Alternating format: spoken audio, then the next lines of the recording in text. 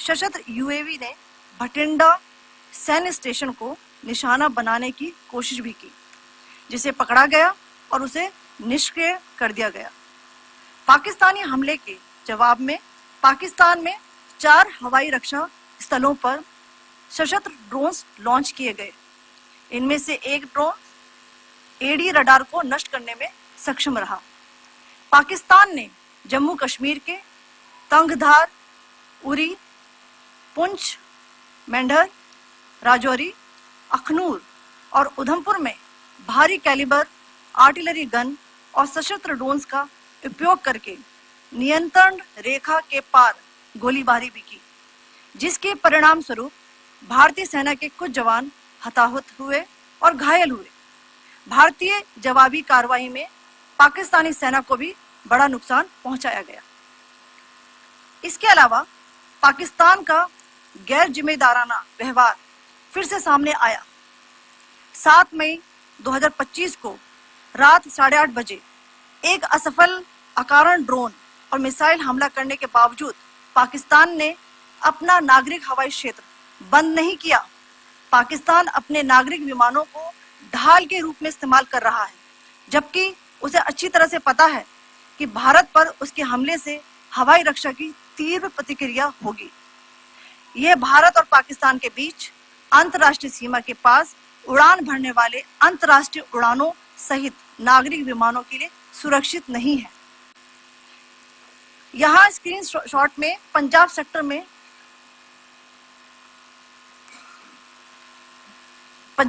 में high air defence alert स्थिति के दौरान एप्लीकेशन फ्लाइट रडार 24 का डेटा दिखाया गया है। जैसा कि आप देख रहे हैं यहाँ पर भारतीय पक्ष का हवाई क्षेत्र घोषित बंद के कारण नागरिक हवाई यातायात से पूरी तरह से रहित है। कराची और लाहौर के बीच के हवाई अड्डे मार्ग पर नागरिक एयरलाइंस उड़ान भर रही है। हाई अलर्ट किया गया है विमान फ्लाइनेस एविएशन का एयरबस 320, जैसा कि आप यहाँ देख रहे हैं, जो कि शाम को 5:50 बजे दमम से शुरू हुआ और रात को 9:10 बजे लाहौर में उतरा। ये सारा डिटेल्स आप यहाँ देख रहे हैं, ये डिटेल्स यहाँ लिखा हुआ है। Can you see this?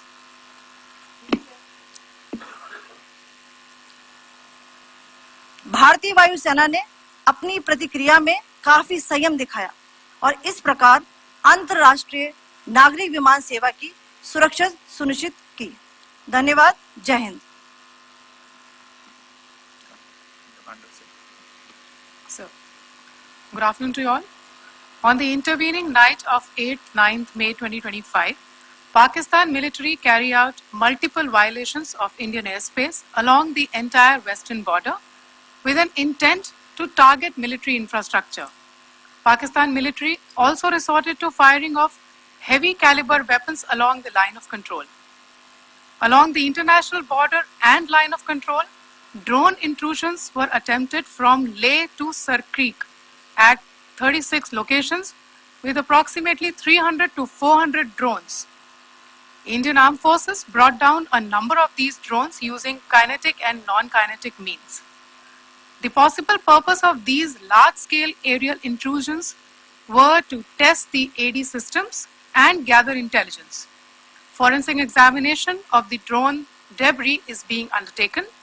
Preliminary reports suggest them to be of Aziz Guard Songa drone of Turkey.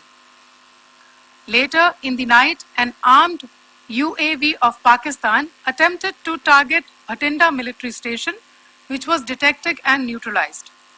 In response to the Pakistani attack, armed drones were launched at 4 air defense sites in Pakistan. One of the drones was able to destroy an AD radar. Pakistan also carried out artillery shelling across the line of control using heavy caliber artillery guns and armed drones at Tangdhar, Uri, Poonch, Mendhar, Rajouri, Akhnoor and Udhampur in Jammu and Kashmir area, which resulted in some losses and injuries to Indian Army personnel. Pakistan Army also suffered major losses in Indian retaliatory fire. Additionally, Pakistan's irresponsible behavior again came to fore. Pakistan did not close its civil airspace despite it launching a failed unprovoked drone and missile attack on 7th May at 8:30 hours in the evening. Pakistan is using civil airliners as a shield, knowing fully well that its attack on India would elicit a swift air defense response. This is not safe for the unsuspecting civil airliners, including the international flights which were flying near IB between India and Pakistan. The screenshot we just showed and we shall share with you, it shows the data of the application Flight Radar 24 during a high air defense alert situation in the Punjab sector. As you have seen, the airspace on the Indian side is absolutely devoid of civil air traffic due to our declared closure. However, there are civil airlines flying the air route between Karachi and Lahore. Amongst the other civil aircraft that you can see, we have highlighted an aircraft which is Airbus 320 of Flynas Aviation, which was originated from Dammam at 1750 hours and landed later at Lahore at 2110 hours in the night. Indian Air Force demonstrated considerable restraint in its response, thus ensuring safety of international civil carrier.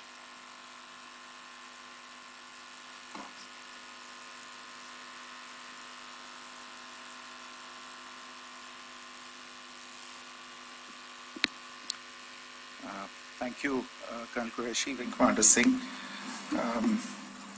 I have just a few points to share in addition.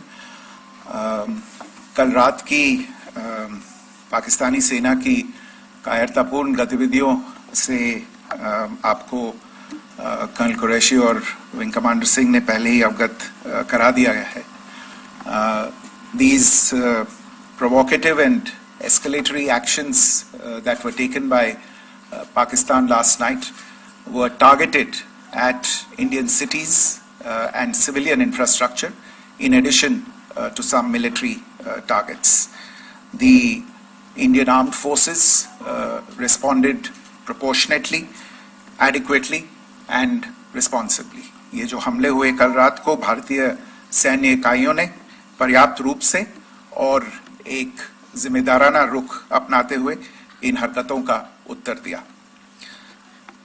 What I want to underline is that the official and blatantly farcical denial of these attacks that Pakistan carried out by the Pakistani state machinery is yet another example of their duplicity and the new depths that they are plumbing in their quest for disinformation. The other point in the same vein is Pakistani claims that they did not target or attack any religious places. You would recall that yesterday I shared with you an incident related to the attack on a Gurdwara in Punch. Instead of owning up to these attacks, Pakistan made the preposterous and outrageous claim that it was the Indian Armed Forces and the Indian Air Force that was targeting cities like Amritsar and trying to put the blame on Pakistan.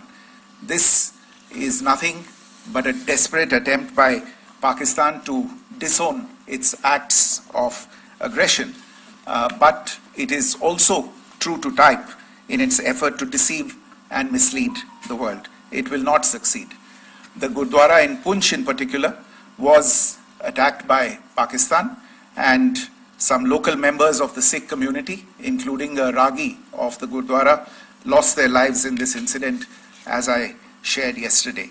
TV पर आप इस हमले के चित्र देख सकते हैं. In addition, that we would attack our own cities is the kind of deranged fantasy that only the Pakistani state can come up with. Perhaps they do it because they are well versed in such action as their history would show. The last point I wanted to make this evening is again this disinformation that is coming from Pakistan about India targeting the Nankana Sahib Gurdwara through a drone attack. This is again yet another blatant lie and part of Pakistan's disinformation campaign. As we saw in the Pahalgam attack, Pakistan is again trying desperately to impart a communal hue to the situation with an intention to create discord. Again, we are not surprised. India's steadfast unity in itself is a challenge to Pakistan. Let me stop there. I have time only for a few questions and be happy to try and answer them. First, I call Siddharth. Siddharth, please. Hi, sir. I'm Siddharth from Beyond. So this is Siddharth behind, please. The other Siddharth. Yes. Hi sir, I'm Siddhant from CNN News 18. Sir, I only want to know from you the status of Kartarpur corridor. Is it open or not? If you can. I think you're all aware of the situation along the entire India-Pakistan border and the areas around the line of control. In view of the existing security scenario, the services of the Kartarpur Sahib corridor have been suspended till further directions. We'll update you as and when there is a change in the situation. You have a question here, Rishabh? So, good evening, Rishabh from Times Now. So, you spoke about religious places being hit in Jammu. There's another religious place which is Karamlite Nun church that has been hit. What do you have to say about it? If you can explain that to us. Yeah, actually, we do have some information about this extremely regrettable and condemnable incident. During heavy shelling across the line of control in the early morning of 7th May, a shell fired from Pakistan landed just behind the Christ School run by the Carmelites of Mary Immaculate, a congregation in Puj. Tragically, the shell fired from Pakistan hit the home of 2 students of the Christ School.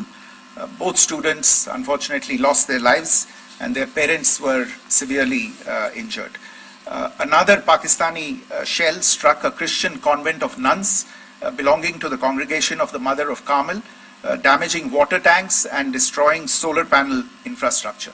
Several priests, nuns, school staff and local residents took refuge in an underground hall beneath the Christ School during the shelling by Pakistan.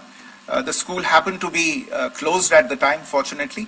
Otherwise, more losses would have occurred. Again, we have seen the Pakistani side targeting and shelling places of worship with a particular design. This includes gurdwaras, these convents.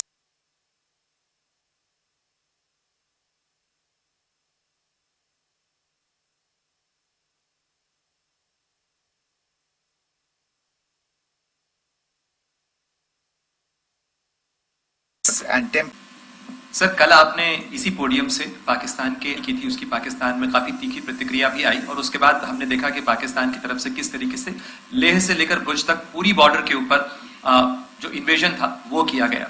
मौजूदा situation के अंदर पाकिस्तान के bail out package को लेकर और पाकिस्तान के इन attempts को लेकर आपका क्या असेसमेंट है? और दूसरा ये भी जानना चाहेंगे कि पाकिस्तान की तरफ से ये जो अटेम्प्ट किया गया था उसका भारत ने अभी तक उस तरीके का कोई जवाब नहीं दिया गया है, तो क्या भारत इसका जवाब देगा जो कार्रवाई हुई है बीते 24 घंटों में? देखिए प्रणय, जहां तक इंडस वाटर्स ट्रीटी का सवाल है, मैंने कल विस्तार से उसके बारे में इसकी चर्चा की है। Indus waters treaty is in abeyance and as such I have nothing further to add to the decision that was announced by the Cabinet Committee on Security. जहाँ तक IMF bailout का सवाल है, आपको ज्ञान होगा कि IMF की आज मीटिंग हो रही है।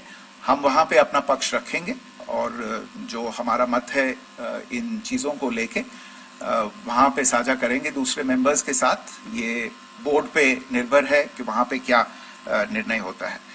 और जहाँ तक जो कार्रवाई हुई है उसका जवाब देने का जो आपने जो प्रश्न उठाया है, जो आज ब्रीफिंग हुई है, जो आपको सूचना मिली है, मैंने भी कहा है कि जो आज सवेरे तड़के सवेरे जो गतिविधियां हुई, भारत ने उनका एक जिम्मेदाराना पूर्ण तरीके से और एक पर्याप्त तरीके से उसका जवाब दे दिया है. Siddhant. Hi, sir. Siddhant from WION. Sir, the External Affairs Minister has spoken to many of his counterparts around the world. Yesterday, he spoke to the US Secretary of State, Marco Rubio. So, what were the key areas of conversations during that call?